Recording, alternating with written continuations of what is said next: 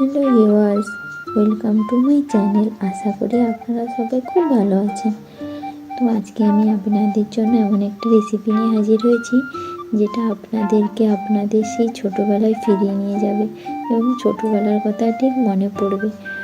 তো ছোটোবেলায় টিফিনে নিয়ে যাওয়ার জন্য বা ছোটোবেলায় যখন আমরা আবদার করতাম চাউমিন খাবো, তখন মা আমাদের ওই আলু দিয়ে ডিম দিয়ে একটা খুবই সিম্পল একটা চাউমিন বানিয়ে দিত। তখন ওটাই যেন অনেক কিছুই মনে হতো। ঠিক সেইভাবে একটা চাউমিন রেসিপি করেছি, খুবই সিম্পল হালকা পাতলাভাবে। তবে এখনকার কিছু মশলা অ্যাড করেছি, তবে এইরকম বাড়িতে বানিয়ে খাবেন, খুবই ভালো লাগবে। দোকানের সেই একই রকম চাউমিন খেয়ে খেয়ে যদি বোর হয়ে থাকেন, তাহলে এইভাবে একবার বাড়িতে বানাবেন, খুবই ভালো লাগবে খেতে। তো প্রথমে চাউমিনটা করার জন্য আলু এবং গাজরগুলোকে কেটে নিয়েছিলাম এবং কড়াইয়ে তেল গরম করে নুন হলুদ দিয়ে আলু গাজরটাকে বেশ কিছুক্ষণ ভেজে নিয়েছি। কিছুটা সেদ্ধ হয়ে আসার পরে ক্যাপসিকাম কাটা ছিল, ক্যাপসিকামটা অ্যাড করেছি। ক্যাপসিকাম দেওয়ার পর কিছুক্ষণ নাড়াচাড়ার পরে ওই সবজির সঙ্গেই আমরা ডিমটা ভেজে নেব।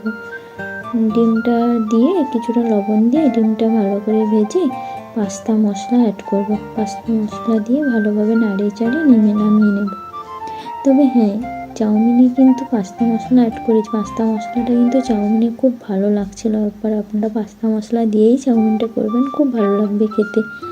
তারপর সবজিগুলো ভাজা হয়েছে, তারপরে আমি চাউমিনটা করে নেব। তো চাউমিনটা করার জন্য প্রথমে কড়াইয়ে তেল গরম করে পেঁয়াজ, টমেটো, কাঁচা লঙ্কা কুচো করে কাটা রাখা ছিল সেটা দিয়ে দিয়েছি। দেওয়ার পর কিছুক্ষণ নাড়াচাড়ার পরে পরিমাণ মতো লবণ এবং হলুদ দিয়ে দেব। পরিমাণ মতো লবণ হলুদ দেওয়ার পরে টমেটোটা যতক্ষণ না পর্যন্ত গলে যাবে ততক্ষণ পর্যন্ত একটু নাড়তে থাকবেন।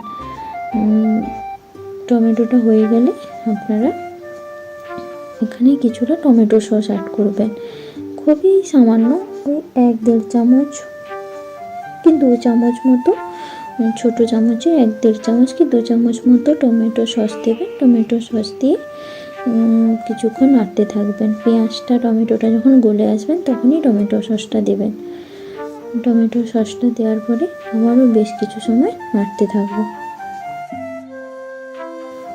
টমেটো সসটা দেওয়ার পরে টমেটো সসটা পেঁয়াজের সঙ্গে ভালোভাবে মিশিয়ে নেব। দেখতে পাচ্ছেন কালারটা কেমন চেঞ্জ হয়েছে।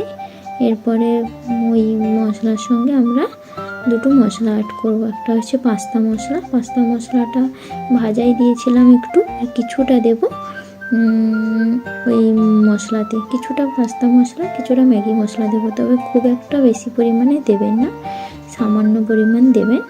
দিয়ে আবারও মশলাটাকে ভালোভাবে মিশিয়ে নেবেন।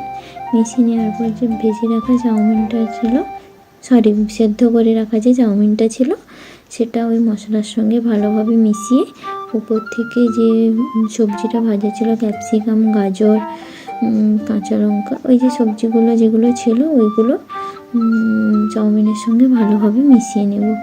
মিশিয়ে কিছুটা সময় মিশিয়ে নেবেন। তবে এই সময় গ্যাসের আঁচটা খুব লো হিটে রাখবেন, রেখে ভালোভাবে মিশিয়ে নেবেন। মিশিয়ে নিলেই তৈরি আমাদের চাউমিন। তবে দেখতেই পাচ্ছেন চাউমিনটা কতটা সুন্দর হয়েছে। চাউমিনটা সেই পুরোনো দিনের একটা ভাইবস আনছে। যেমন সেই আলু দিয়ে চাউমিন সঙ্গে নতুন একটা মেলবন্ধন। আপনারা এইভাবে বাড়িতে খাবেন, দেখবেন খুব ভালো লাগবে খেতে। আমার ভিডিওটি যদি ভালো লেগে থাকে এবং আমার রেসিপিটি যদি ভালো লেগে থাকে, তাহলে প্লিজ লাইক, শেয়ার, সাবস্ক্রাইব করে পাশে থাকবেন। Thank you.